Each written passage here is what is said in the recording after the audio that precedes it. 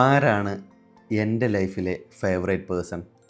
അതല്ലെങ്കിൽ ഞാൻ നിങ്ങളോട് ചോദിക്കുകയാണ്, ആരാണ് നിങ്ങളുടെ ലൈഫിലെ ഫേവറേറ്റ് പേഴ്സൺ? 99% അത് നമ്മുടെ അമ്മ അല്ലെങ്കിൽ ഉമ്മ എന്നാവും ഉത്തരം. എന്താണ് ഒരു അമ്മ ഇത്രയും ഫേവറേറ്റ് ആവാൻ കാരണം ആലോചിച്ചിട്ടുണ്ടോ? പണ്ട് വീട്ടിലേക്ക് ബേക്കറി ഐറ്റംസ് വാങ്ങിക്കൊണ്ട് വരുമ്പോൾ അതിൽ ആളുടെ പങ്കുകൂടി നമ്മുടെ പ്ലേറ്റിലേക്ക് തട്ടുന്നത് കൊണ്ടാണോ? അതല്ല, ആവശ്യമില്ലെങ്കിൽ കൂടി ആളുടെ ഫിഷ് ഫ്രൈ നമ്മളുടെ പ്ലേറ്റിലേക്ക് മാറ്റി വയ്ക്കുന്നത് കൊണ്ടാണോ? ദിവസേന വാങ്ങുന്ന 1 ലിറ്റർ പാലിൻ്റെ പകുതിയും നമുക്ക് വേണ്ടി കാത്തു വെക്കുന്നത് കൊണ്ടാണോ?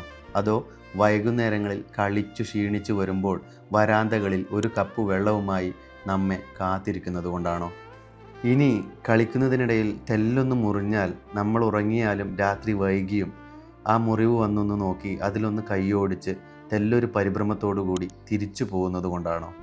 ഇനി കോളേജിൽ പോകുന്ന നേരം അച്ഛനോട് എങ്ങനെ പോക്കറ്റ് മണിക്ക് ചോദിക്കും എന്ന് ആശങ്കയോടെ നിൽക്കുമ്പോൾ തൻ്റെ അരിക്കലത്തിൽ സൂക്ഷിച്ചു വെച്ച മുഷിഞ്ഞ പഴയ നോട്ടുകൾ തൻ്റെ പോക്കറ്റിലേക്ക് തിരികെ തരുന്നത് കൊണ്ടാണോ?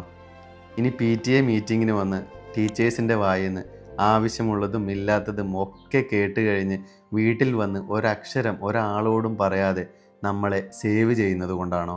ഓഫീസിൽ നിന്ന് കിട്ടിയ ഒരു ചെറിയ കേക്കിൻ കഷ്ണമായാൽ പോലും വൈകുന്നേരം തിരിച്ചു വരുമ്പോൾ ഒരു പേപ്പറിൽ അത് ഭദ്രമായി പൊതിഞ്ഞ് നമ്മളെ കണ്ടാൽ നമ്മളുടെ വായിലേക്ക് അത് സ്നേഹത്തോടെ വെച്ച് തരുന്നത് കൊണ്ടാണോ? ടൂറ് പോകാൻ പൈസയില്ലാതെ നാം സങ്കടപ്പെട്ടിരിക്കുന്നത് കാണുമ്പോൾ തൻ്റെ കയ്യിലെ മോതിരം സ്നേഹത്തോടെ അഴിച്ചു തന്ന് ഇതുകൊണ്ട് പോയി വിറ്റിട്ട് പറ്റുമോ എന്ന് നോക്കടാ എന്ന് പറയുന്നത് കൊണ്ടായിരിക്കുമോ?